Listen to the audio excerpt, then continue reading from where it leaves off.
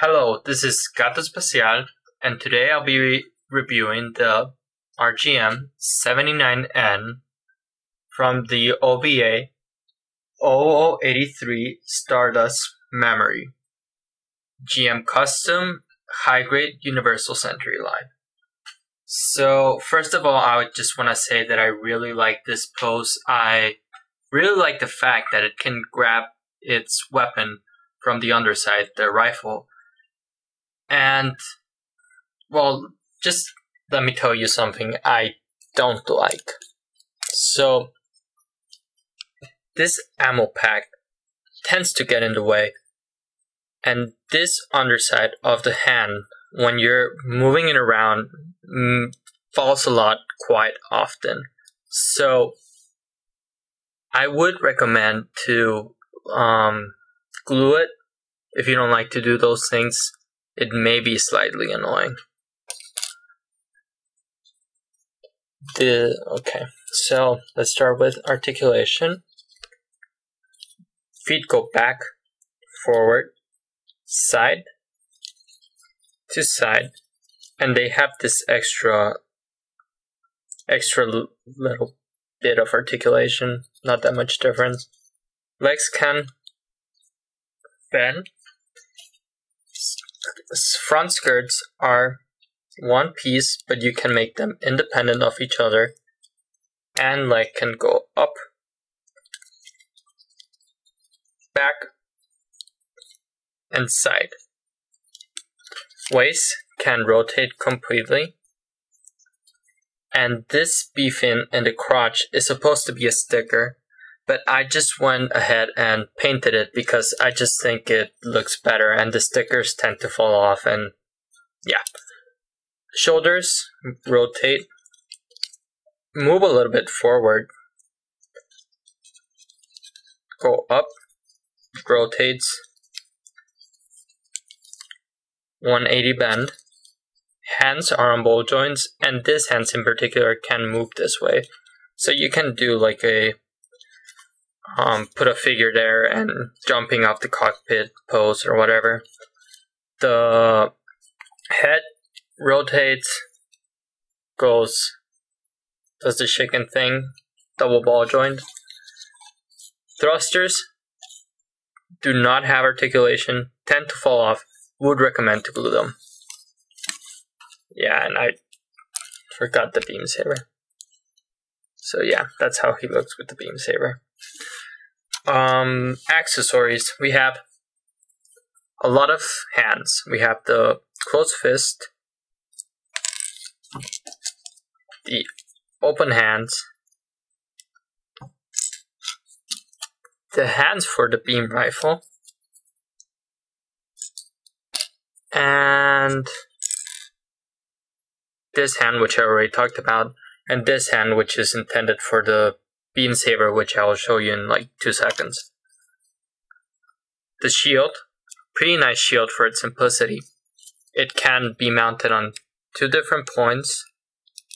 It can rotate 360, and it is mounted this way. So the difference when you mount, the difference of the mounting points is just how it looks and how much you rotate the arm to get it forward.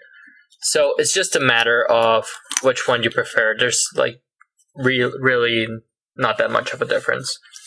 What else? Beam sabers. There we go. So it has 2 beam sabers, 2 beam hilts, which I thought it's pretty good. And for 1300 yen, that's actually quite impressive now that I think about it. So no problems there at all. Nope. Mounts really well. With other kits, I have the problem that the beam sabers feel flimsy or fall off. Not a problem in this kit at all. So I'll just say positives and negatives. Okay, negatives, first one that I said was the rifle. It is annoying. I just have to be honest. It is annoying, but the poses you can pull with it are really good. the legs do not bend as much, but they still do a pretty good bend. I mean, the mechanism on the legs are from 2006, so you cannot expect that much from it. What else? It can be sometimes hard to lay flat on the ground, and sometimes it doesn't look like it, but it has problems with finding the center of gravity in the correct relative position. For the good parts, the dimensions on this kit are pretty good. I really like how it looks. These parts on the shoulders are red parts, and they put them there. I really liked it. It's a very small detail, but it matters. It gives more color to a kit that doesn't have that much color. Talking about that, I do highly recommend that you panel line this one. If you don't panel line this one, it just looks really dull. And a little bit of panel lining goes a very long way. It just looks so good with panel lining. So I like the color. It is off-white. It is not straight up white. It's like a bluish color. It has, well, you can see the decals in the unboxing. I didn't put any on, but they're semi-decals, like stickers, which I thought it was a good detail.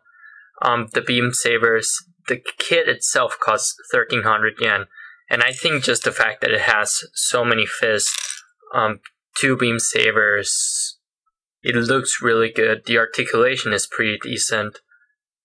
I think that if you don't have another RGM from 2010, you should buy this one. Like, I highly recommend it.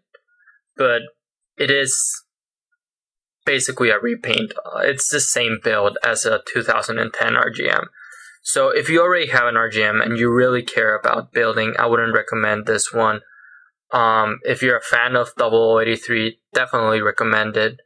If you want an RGM, don't have an RGM, want one from 2010, go ahead, buy this one. I highly recommend it. I'll see you in my next review.